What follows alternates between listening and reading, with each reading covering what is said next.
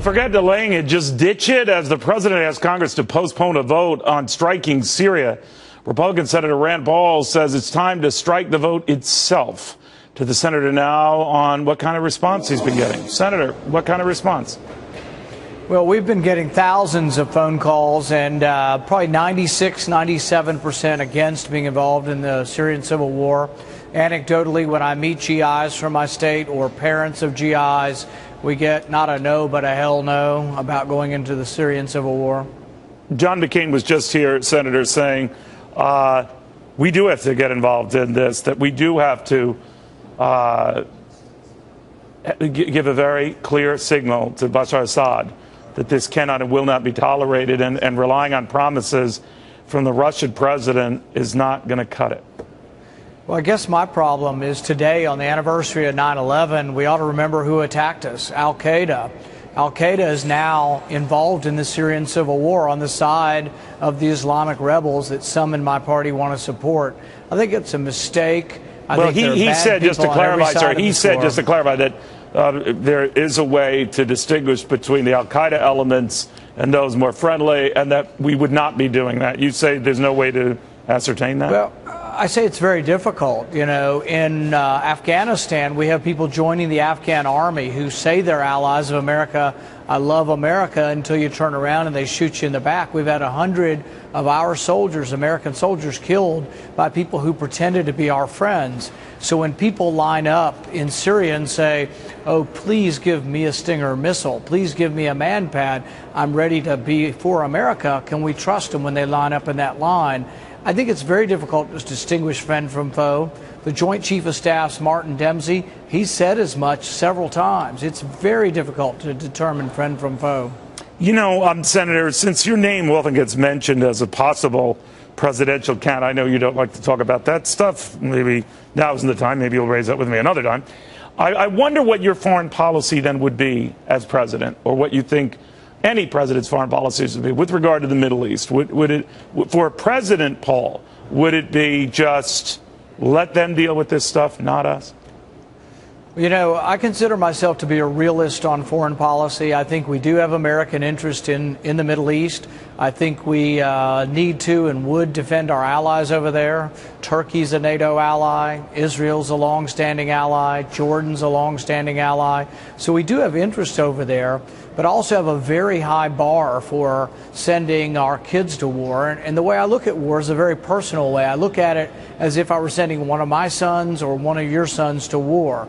It's not that we won't fight, but then when we do fight, we have to have a clear American interest, a clear military objective, and a clear desire and a goal to win.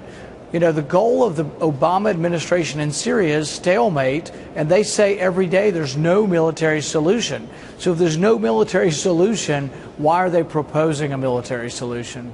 You know, that doesn't exactly jibe with your dad. When I talked to him, his view was more or less, as you know, Senator, you know, what the hell are we doing over there? Who are we siding up with there? Who are our friends there?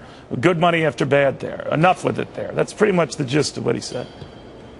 Well, you know, you may not agree with your dad on every issue either, Neil. So sometimes so you don't agree with him on this one? Sometimes we don't. No, I would say in general we seem to be somewhat on the same side of it, but we may not be exactly in the same place.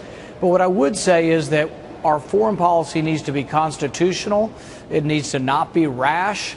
And when we go to war reluctantly, but when we go to war, we go all in, we go to win. You know, and you've heard this before from those who argue within the party, the Chris Christies, to a degree, the John McCains, who might say, again, if you were to ever become president, well, he's going to be weak on terror. What do you say?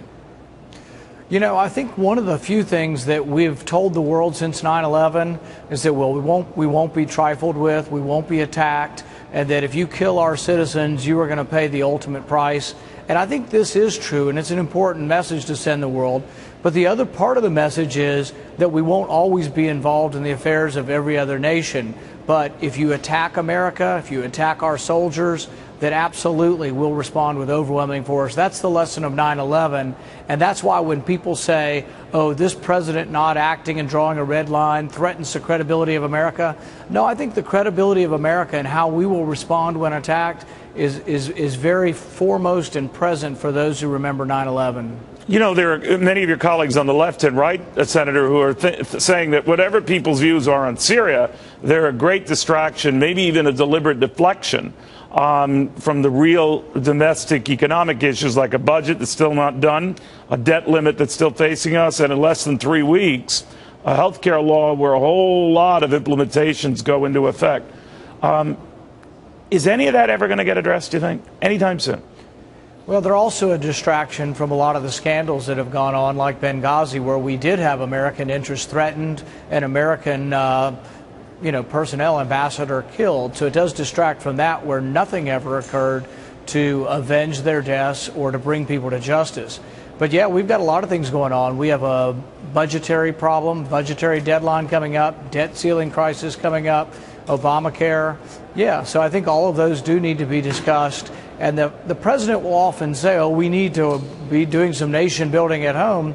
But he's still preoccupied with sending a lot of money overseas. And this incursion or war that he wants to have in Syria won't be free either. Free either in terms of lives or in terms of treasure. Real quickly, if you could talk to Vladimir Putin right now, what would you tell him? Well, you know, what I would say is that if he's sincere, that we'll accept diplomacy, we'll accept a negotiated settlement. And my understanding or my feelings about diplomacy are that diplomacy is sort of like a market transaction. If I give you $2 and you give me a loaf of bread, both of us it's not an equal transaction. You think you wanted the $2 more than the bread, and I wanted the bread more than the $2. Diplomacy is a little bit of the same way. Both parties need to make a trade, and they both need to perceive that trade as being a victory.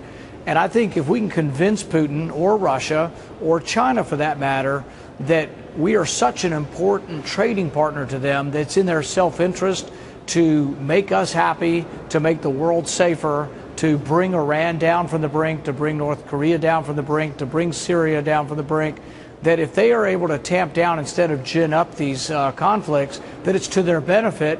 I think Russia could be a real player as far as trying to help make the world a more prosperous place. That being said, I'm not sure that I give them carte blanche as far as trust goes. You know, Reagan's saying trust but verify is, I think, an important one. Senator Rand Paul, hope I didn't call any family squabbles here, but it's always good to have you. We'll survive. I bet you will. Senator, thank you.